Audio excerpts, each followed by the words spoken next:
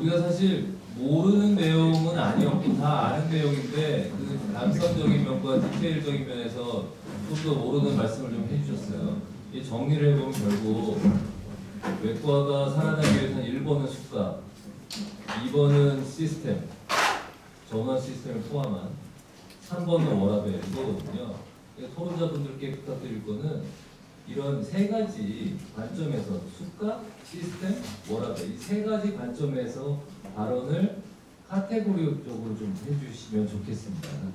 그래서 수가 문제는 근데 여기서 앉아서 아무리 얘기해봤자 별로 소용이 없을 가능성이 많고 이미 논의가 충분히 되리라고 판단하니까 그거는 좀 맨 마지막에 사무관님한테 좀 청해도록 하고 먼저 박대진 기자님 오셨나요?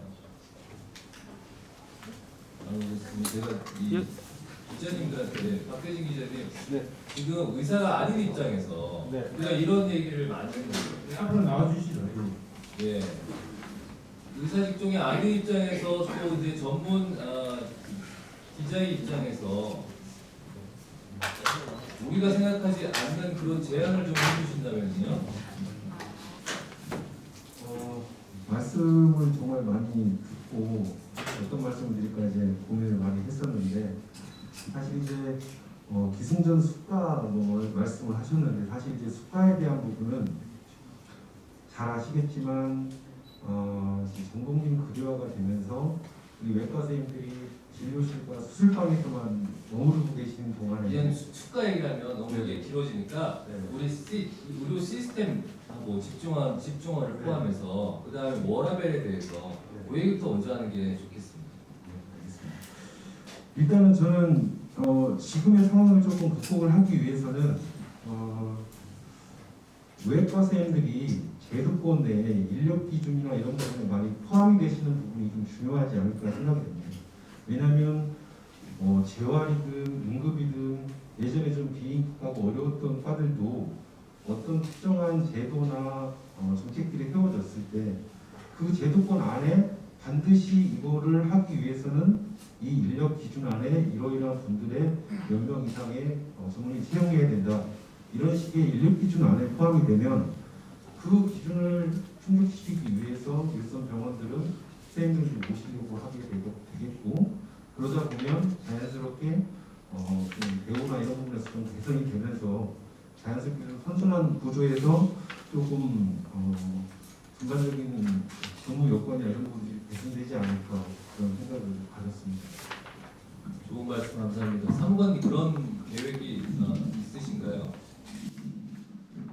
네, 제가 이제 보험급여과에서 왔기 때문에 사실은 이제 제가 맡고 있는 부분은 수사입니다. 이제 정책적인 측면에서 보게 되면 저희 이제 윤석열 정부가 이제 필수료 대책을 만듦에 있어서 고민하는 부분 중에 하나는 일단 수가 인상에 일정 부분 뒷받침이 필요한다는 사실은 인정을 하지만 그것이 어떠한 제도적으로 뒷받침이 되지 않는다면 그냥 그것이 어떻게 보면 병원의 수익 혹은 그냥 개별 의사의 수익으로 그냥 끝나게 될 가능성이 있다는 것입니다.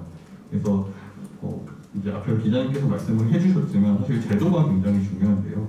그래서 수가라는 부분의 인상은 분명하게 오블리게이션이 있는 부분에 대한 보상이 강화돼야 되는 방향으로 고민을 하고 있습니다. 그런 차원에서도 학회나 혹시 교수님들이 고민을 하신다면 특히 일을 하고 해야 되는 상황에 대해서 어떤 체계를 만들고 그 부분을 가산 또는 수가 인상을 고민해 나가고 있다는 말씀을 드리겠습니다. 알겠습니다. 최승희 원장님, 지금 제가 느끼기에는 우리 시스템 좀 말씀 여쭤보고 싶은데 지역 환자는 지역에서 해결하고 지금 사실은 KTX, SRT 뚫고 나서 서울에 올라오는 환자들 대부분이 자식의 연고지가 서울이라서 간호 때문에 올라오는데 지금 간호감용 시스템 다 됐는데 지역 환자들이 서울에 올라와서 치료받는 건 저는 아니라고 보거든요. 그 다음에 또 하나는 학회와 2차 병원 간에, 그러니까 이 대학병원과 2차 병원 간에 눈에 보이는 선이 확고하게 있어요. 의사 간의 이동도 쉽지 않고 일단 대학에 있으면 2차 병원 가면 나는 다시 대학에 못 들어온다는 생각도 있고 거꾸로 또 2차 병원에 선생님이 오시려고 해도 안 오시고 우리가 아무리 학회에서 2차 병원 선생님들하고 시간을 만들려고 대학 측에서 노력해도 2차 병원 선생님이 오실 수 있는 시간이 한정적이라서 아무리 좋은 프로를 만들어도 많이 못 오시거든요. 이러한 시스템적인 측면에 대한 말씀을 좀 듣고 싶습니다. 어떻게 생각하십니까? 좀 어려운 얘기인데요. 솔직히 이제 지역에서도 여러 병원이 있습니다. 종합병원이 있을 수 있고, 대학병원이 있을 수 있고 여러 병원이 있는데 사실 현재는 굉장히 이제 난이도가 꽤 있다고 생각이 드는 환자들이 있습니다. 이런 경우는 저희가 생각해서도 근처의 대학병원보다 서울에서 수술 받는 게 어떨까 이런 생각도 사실 조금 해봅니다. 하지만 의료 수준이라는 게 이미 많이 올라와가지고 근처의 2차 병원이라든지 대학병원, 지역의 대학병원이 훨씬 더 잘 수술할 수 있고 케어해 줄 수 있다고 생각을 하거든요. 그런데 그 의사들 내에서도 그러한 의견들을 가지고 있고 지역 병원에 있는 내과 의사들도 한번 서울의 병원으로 가보세요 라는 의견을 주기도 합니다. 어떻게 보면 이제 제가 생각할 때는 어느 정도 품준화에 의료의 품준화가 와 있는데도 불구하고 그러한 선입관이 사실 있기 때문에 그런데 지금 이제 아까 이제 그 말씀드렸던 그런 교류 말씀하셨잖아요. 그 교류는 의지만 있으면 사실은 이제 어떤 외과에서든지 그 좋은 학술대회나 혹은 이제 대학원을 가서도 배울 수 있지만 사실은 이제 그런 개인 간 의사의 의지에 따라서 좀 바뀌는 것 같습니다. 자꾸 이제 단순한 진료를 하다 보면 인간이라는 게 제일 처음에는 굉장히 의지도 높겠지만 나이가 들어감에 따라서 의지가 점점 바뀌는 거죠. 정말 1년에 한 번 할 수 있는 이런 환자를 가지고 고민하는 것보다 그냥 편하게 가서 수술 받는 게 어떻겠어요? 아니면 성급병원을 가보시는 게 어떻겠어요? 이렇게 모든 파트에서 되기 때문에 그렇게 경향이 있는 것 같고요. 어떻게 하면 더 나은 방향이 될 것인가 하는 것은 지금 이제 굉장히 이제 세대가 많이 발전했습니다. 그래서 많은 이제 교류를 할 수 있고 2차 병원 좀 학교도 많이 발전을 하고 있고 이제 전 세계가 하나의 채널로 통해져 있으니까 조금 더 이제 접근성이 좋게끔 학회가 온라인화 그리고 오픈화 그리고 어떤 이제 제도나 그런 것들을 닫아놓지 말고 오픈해서 배울 수 있게 해주고 또 그리고 공부할 수 있게 그리고 그런 자격을 갖출 수 있게 한다면 조금 시간이 가서 이 파트에 하고 있는 선생님들도 뭔가 새로운 도전을 할 수 있는 그리고 조금 더 다른 생각, 다른 수술을 할 수 있는 그런 외과에서 혹은 좋은 의사로 발전할 수 있지 않을까 생각을 해봅니다. 시간과 그런 너무 이제 규격을 맞추고 있는 세상이 우리 지금 외과 의사들을 움츠러들게 만들고 그리고 힘들게 만드는 그런 요인이 될 거라고 생각하기 때문에 그런 부분들을 힘들게 논의해서 조금 더 오픈된 마인드로 후학들을 양성해야 되지 않을까 그렇게 생각합니다. 감사합니다. 신흥진 교수님께 여쭤보고 싶은데 말씀을 좀 해주셔야 될 것 같은데 이 시점에서는 학회에서 할 수 있는 게 사실 생각보다 많다고 생각하거든요. 우리 전공의 3년제도 많은 반대가 반 이상 넘었는지 모르겠지만 많은 반대를 무릅쓰고 추진했는데 지금 현재는 그다지 성공한 것 같지 않다. 첫 번째로 삼았던 목적에 비해서는. 그래서 지금 2차 병원과 여기저기서 지금 물밑에서 어떻게 하면 우리가 2차 병원 개원이와 대학가의 그 연계가 활성화될 수 있지 활성화시킬 수 있냐 많은 고민을 하고 있는데 상 기사님께서는 어떤 이 계획이 있으신가요?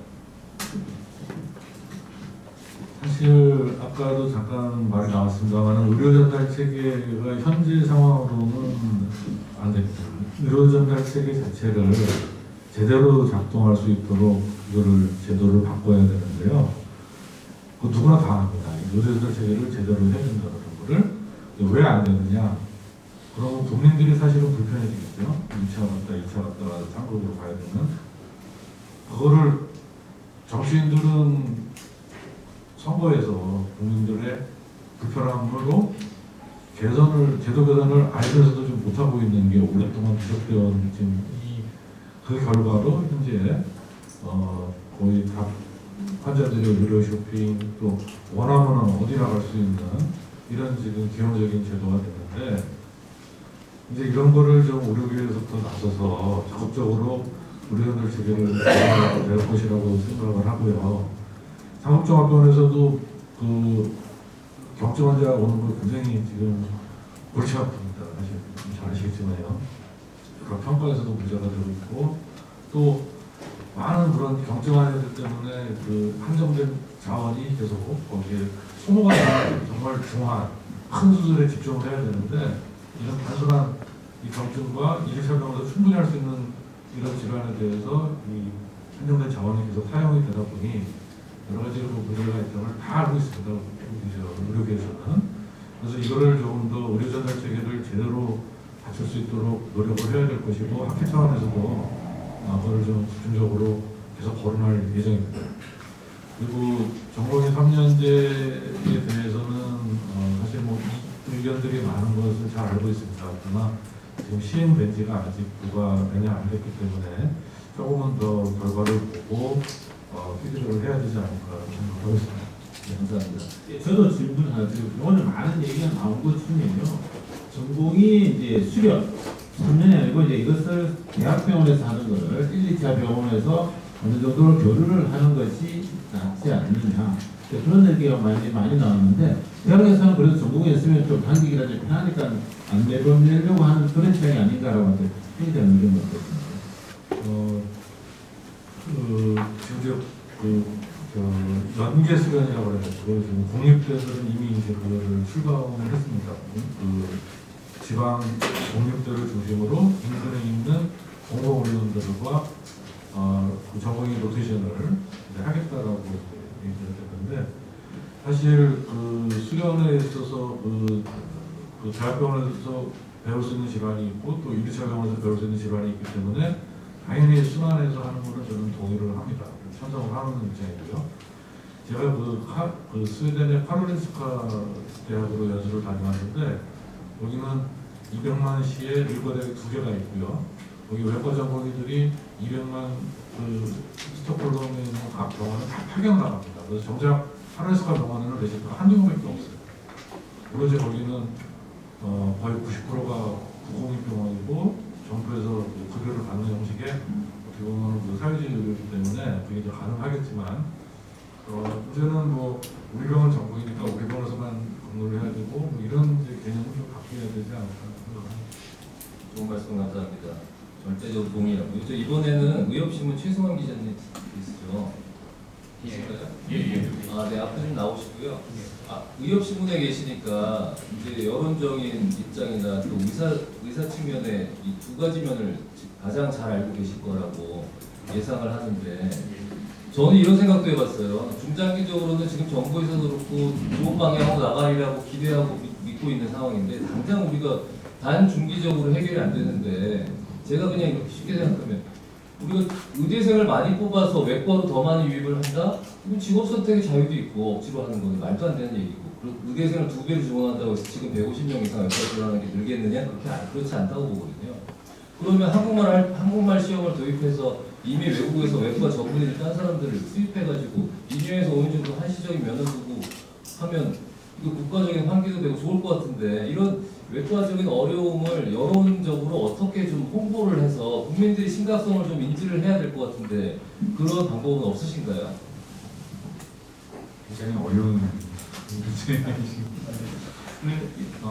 제가 오늘 여기 와서 얘기를 좀 들으면서 이제 좀 느낀 점을 좀 말씀드리자면 보니까 외과의 발전과 새로운 미래가 제목이었던 것 같은데 외과는 아마 외과 기술이나 이런 면에서는 계속 지금 발전을 하고 있는 거기 때문에 아마 현재 외과의 문제라고 할 수 있는 지점은 외과가 계속적으로 지금까지 발전해 왔던 것처럼 발전할 수 있는 어떤 새로운 인력을 더 받아들이고 기반과 토대가 무너지지 않도록 어떻게 좀 나아갈 수 있을까 이 문제를 고민을 하시는 것 같습니다. 그러다 보니까 제 생각에 굉장히 많은 문제들이 나오고 그런 문제들이 굉장히 의료 전체 시스템을 논의하는 문제로 너무 커지다 보니까 이제 뒤에서 저는 좀 거꾸로 좀 더 좁혀서 한번 좀 생각을 해보자면 외과에서 지금 제기되는 모든 문제를 모든 만 가지 문제가 해결되면 다 좋겠지만 그렇지 못하고 좀 더 집중해서 외과에 계신 분들이 집요하게 파고들 수 있는 문제점에 좀 더 집중을 해야 되는 그런 시기가 아닌가 이런 생각이 들었습니다. 그래서 결국은 많은 분들이 지적을 하셨지만 또 그런 얘기는 나중에 좀 했으면 좋겠다 하셨지만 결국은 이제 수가의 문제로밖에 비교될 수가 없는데요. 여기 급여과에서 나오신 상관님도 계시지만 제가 알기로 복지부에서는 2025년하고 2030년 국민건강보험공단이 그 건강보험 재정 추계를 한번 좀 냈던 걸로 알고 있는데 그 나중에 과장님도 확인하면 해보시면 아시겠지만 2025년까지 한 재정 적자가 한 20조 정도 날 것으로 얘기가 됐다고 하더라고요. 그리고 2030년에는 한 100조까지도 이제 낙관하는 그런 우려가 나왔다고 들었습니다. 결국 수가의 문제를 아까처럼 뭐 가산을 한다든지 아니면 뭐 복지부가 국민들의 어떤 합의하에서 큰 폭으로 올려줄 가능성은 저는 거의 없다고 봅니다. 지금 이 시점에서는. 그러면은 외과에서 그 문제를 좀 어떻게 해결할 수 있을까 이렇게 얘기를 한번 저 생각을 해보자면 아까 뭐 의협이라는 말씀을 하셔서 제가 좀 느꼈던 거는 이게 수가를 올리는 문제가 내부적에서 환산지수를 올리는 방법이 있지만 또 내부적으로는 상대 가치를 좀 조절해서 그때 좀 유연하게 늘 예전에도 인기가가 있고 비인기가가 있었지만 그 비인기가와 인기가가 전환되는 그런 어떤 폭과 시기를 좀 내부에서 좀 조절해 줄 수 있는 기전이 있었으면 얼마나 좋을까 이런 생각을 좀 했었습니다. 근데 지금 상대 가치를 좀 보면은 결국 그것도 그런 식으로 좀 해결해 나아가려면은 내부에서 외과가 위기라는 그런 인식이 먼저 좀 있어야 되고 또 그런 거에 대한 커뮤니티가 아니 그런 공감대가 있어야 된다고 생각을 하는데 개인적으로 느끼기는 그러면 의사 선생님들 사이에서는 그 공감대가 확실히 있는가 외과나 이런 문제처럼 그런 비인기과라든지 이런 부분이 생겼을 때 우리가 서로 빨리빨리 상대 가치를 좀 조절을 해서 그런 폭파 그 시간을 좀 줄여줄 그런 의지가 의료계 내부에서는 막상 그러면 동의할 수 있는 부분이 있는가 이런 문제에 대해서 굉장히 회의감을 가질 것 같아요. 이제 없는 게 현실입니다. 그래서 일단은 외부에서 복지부가 지원을 해주는 거는 제가 보기에는 굉장히 그 급여가의 문제도 저는 아니라고 보는데 정권 차원의 이제 문제가 될 테고요. 그럼 그 문제는 우리가 다 제껴주고 그럼 우리가 할 수 있는 일은 뭔가 당장 일단 의료계 내부에서 그런 상태가치 점수에 원활한 그런 좀 조정과 이런 걸 할 수 있는 그런 기전을 좀 만들어서 이런 좀 외과뿐만 아니라 좀 흔히 얘기하는 비인기과라든지 아니면 지원이 필요한 부분이 있으면 의료계 내부에서 합의해서 상대가치 점수를 쪽에서 밀어주시고 이런 시스템을 한번 좀 고려해보면 어떨까 하는 제안을 드려봅니다. 감사합니다. 이제 끝내야 되니까요. 워라벨 얘기 좀 했으면 좋겠습니다. 전공의들 워라벨도 있고 그 지원도 안 하는 그런 입장에서 파티마 병원의 역사도 오래됐고요. 인력도 그래도 외과에서 좀 부족하고 여러 가지 의료적인 측면에서 발전한 2차 병원인데 워라벨 증명해서 말씀드립니다. 네, 그 2차 병원 종합병원 입장에서 말씀드리면은 제가 2001년도 발령을 받아서 처음에는 그 전공의 한 년차에 3명씩 12명이 있었습니다. 한 10년이 지나니까 한 년차 한 명, 지금은 뭐 한 명도 없는 그런 대칭할 수 있다 얘기했는데 지금 그러면서 저희들이 바뀌는 게 PA 제도인데 여러분들 잘 아시다시피 지금은 저희들은 수술방에 수술을 3방을 내야 되니까 7명. 바깥에 과정이 우리는 스텝 10명이 외과 스텝 10명에서 병실을 보는 10명, 총 17명을 그렇게 레전트 12명이 대한 17명을 돌리고 있는데 만약에 이제 레전트 그 전공의가 오면은 지금 이 부분을 공존을 해야 되는 부분이 있고 또 지금 현재 또 법제적인 또 문제가 또 있는 걸로 알고 있습니다. 그래서 이런 조화를 잘 하면은 또 그 지금 전공의 그 워크라이프 밸런스에 대해서 조금 더 수술적인 수기라든지 진짜 일가적인 부분, 또 중환자 케어에 대한 부분에 전념할 수 있도록 우리 PA들을 같이 공유하면서 할 수 있는 부분이 있기 때문에 아마 그런 조건을 내걸어서 또 전공 지원에 또 투입할 수 있는 그런 부분을 좀 요구를 해야 되는 부분이 있다고 생각합니다. 한철 원장님, 전문의가 계속 힘들어지거든요. 전공의는 힘든 한계 시간이 존재하게 법으로 존재하는데 전문의는 정말 힘들어지고 있어요. 각 대학병원에 지금 당직안 쓰는 교수들이 거의 없어지고 전문의 당직제도 전문의법 같은 걸 만들어서 우리도 좀 시간을 워라밸 좀 할 수 있는 그런 방법을 치면 어떨까요?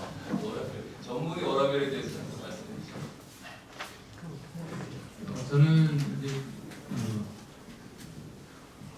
배우는 한 입장에서 일과 또 삶의 질에서 밸런스를 맞춘다는 게 쉬운 문제는 아닌 것 같습니다.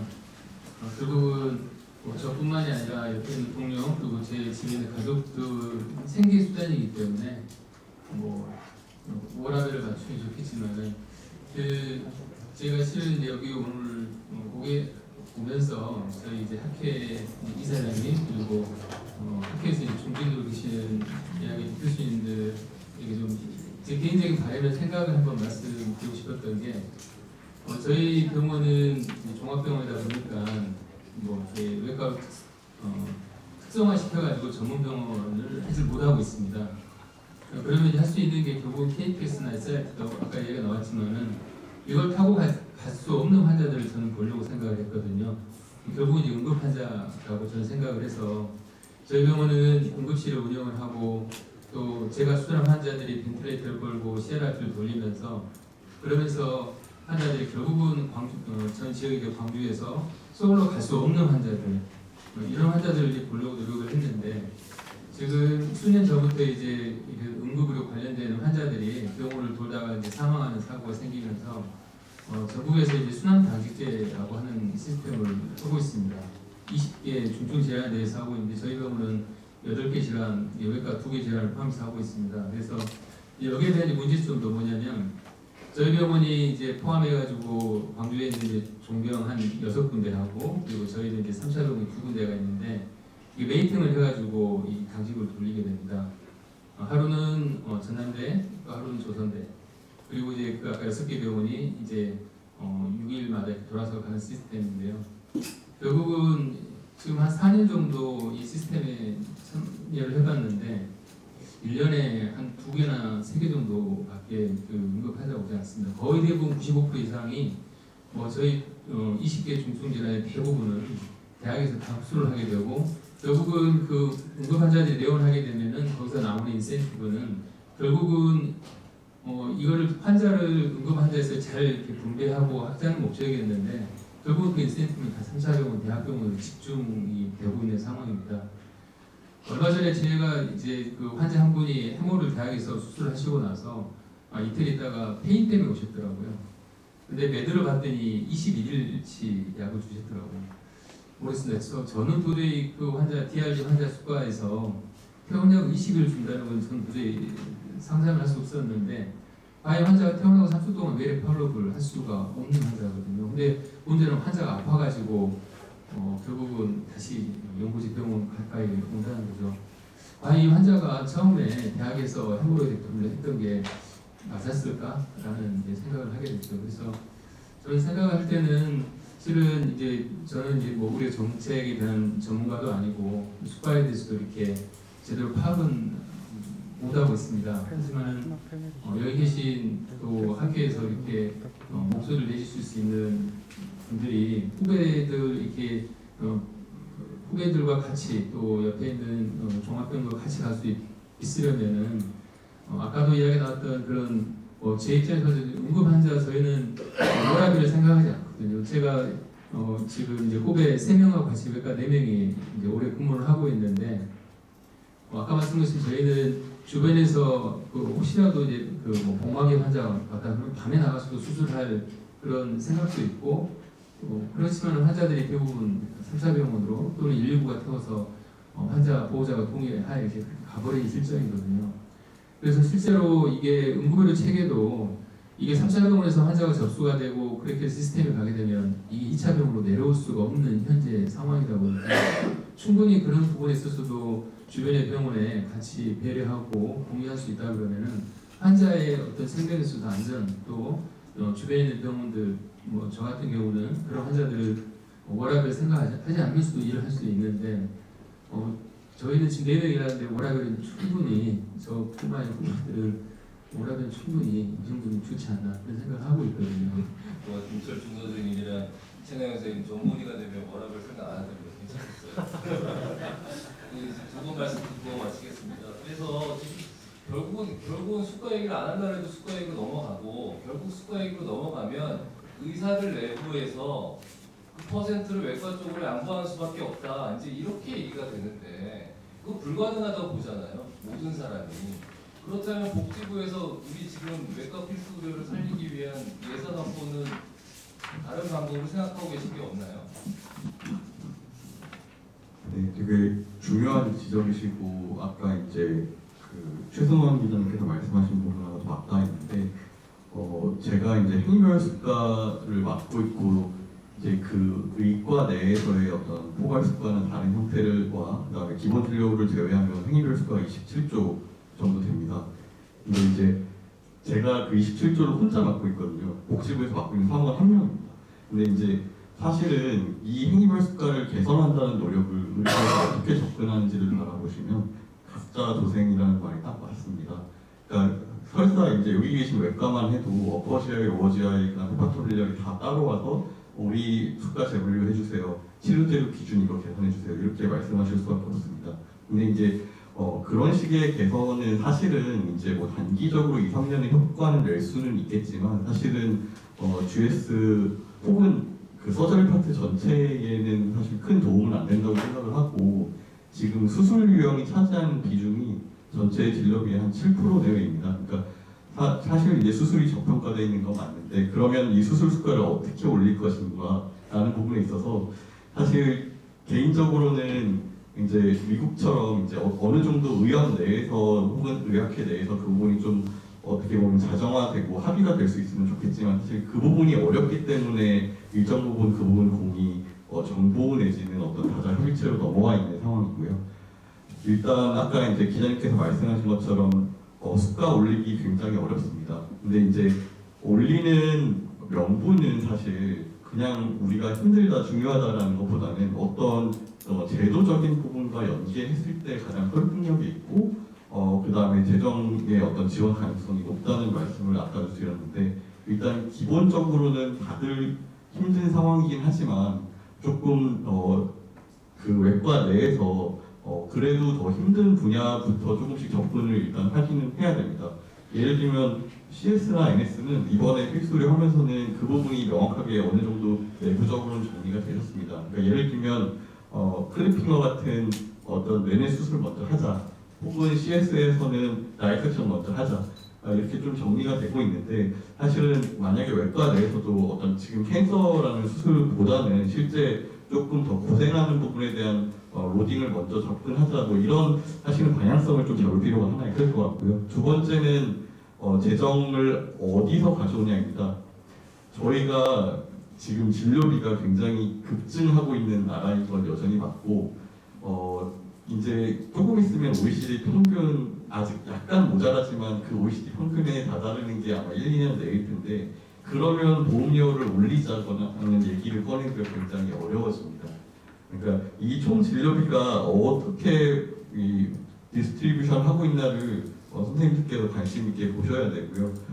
근데 이제 한 가지 조금 저희도 생각하고 있는 부분은 지금 아까 말씀드렸듯이 총점 고정이라는 원칙 하에서 남의 걸 뺏어서 누군가에게 준다는 부분이 굉장히 어렵습니다. 그러면 순증을 해야 되는데 이 순증이라는 부분에 있어서 또 하나의 이제 가능성은 이제 앞으로 올릴 부분 그게 환산 지수가 될 수도 있고 이제 상대가치 개편에서의 상대가치 순증이 될 수도 있을 텐데 앞으로 올릴 부분이 어디에 투여돼야 된다는 그런 우선순위를 명확하게 정리가 되고 그 부분도 어떤 정보도 뒷받침할 수 있는 그런 부분에 좀 사회적 합의가 이루어진다면 예를 들면 이렇습니다. 지금 굳이 MRI나 초음파 수가를 급여화가 됐지만 더 올릴 필요는 없습니다. MRI나 초음파가 환산지수 올라간다고 내년에 2%, 3% 똑같이 올라갈 필요 없습니다. 근데 이런 그 부분을 그러면 상대적으로 올린 폭을 둔화시키고 더 낮은 보상률을 가지거나 더 시급한 분야에 우선 투입할 수 있는 좀 그런 부분들을 좀 고민해 나갔으면 좋겠어요. 이상입니다. 네, 감사합니다. 신진 교수님, 이제 외과에서 그러면 우선순위도 좀 정해야 되고 그런 학회 내부 스태프들의 돌아가는 분위기 좀 말씀해 주시고 매진 말도 해주시고. 네, 아직 저는 이제 현재 정확하게는 기획이사고요. 11월달 이제 외과 총회 지나고 그 후에 이제 새로 임원진이 좀 구성이 될 것 같습니다. 현재 보험위원장이 이런 부분을 잘 알고 계속 진행을 외과에서는 의견을 잘 수렴해서 진행을 하고 있고요. 요거와 별개로 아까 제가 잠깐 말씀드렸습니다만 필수 의료 살리기 협의체를 제가 병원 대표로 참석을 하고 있는데 저희가 가장 지금 강력하게 주장하는 것은 야간, 평일 야간, 휴일 야간에 대한 이중 가산을 인정해달라. 현재 인건비는 다 그렇게 나가고 있지 않습니까? 그런데 수가라는 건 이중 가산이라는 게 없이 그냥 낮에 하나, 밤에 하나 똑같이 이렇게 차등이 크게 없어서 이런 부분을 모든 의료계가 좀 요청을 하고 있고요. 아마도 정부에서도 좀 긍정적으로 생각을 하는 것 같은데 결과는 좀 기다려봐야 될 것 같습니다. 그리고 그게 수가가 발생했을 때 그거를 그냥 병원의 수입이 아닌 실제로 고생하는 의사들에게 좀 돌아갈 수 있는 방법을 같이 좀 찾자고 현재 거기 정부 대표가 지금 차관님으로 되어 있는데 차관님께서도 그렇게 말씀을 하시니까요. 좀 기다려보면 어떤 결과가 있지 않을까 생각합니다. 네. 유승환 교수님 말씀해 주시고. 네, 오늘 많은 말씀이 나왔습니다. 저는 오늘 감히 믿어지지가 않습니다. 이런 이제 2차 병원, 수술 복강경 외과학회에서 어떻게 보면 정책을 다루고 우리 미래를 외과 미래를 논할 수 있다는 것이 아주 상당히 중요한 것 같습니다. 말씀하신 대로 대학과 2차 병원 선생님들이 같이 움직이고 있습니다. 대학이 움직이는 데서 2차 병원 선생님들이 참여하는 것이 아니라 2차 병원 선생님들이 움직이는 속에서 대학 교수들이 들어와야 되지 않나 그렇게 생각합니다. 오늘 많은 말씀을 잘해주신 연자분들과 토론자분 모두에게 감사드리며 이번 세션을 마치도록 하겠습니다.